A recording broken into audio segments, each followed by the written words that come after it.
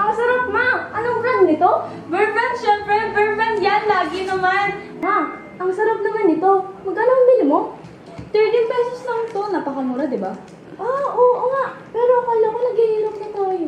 Sa murang 13 pesos, makakabili na tayo ng Burban na ito. Kaya, bumili na kayo ng Bear Brand! Maraming salamat.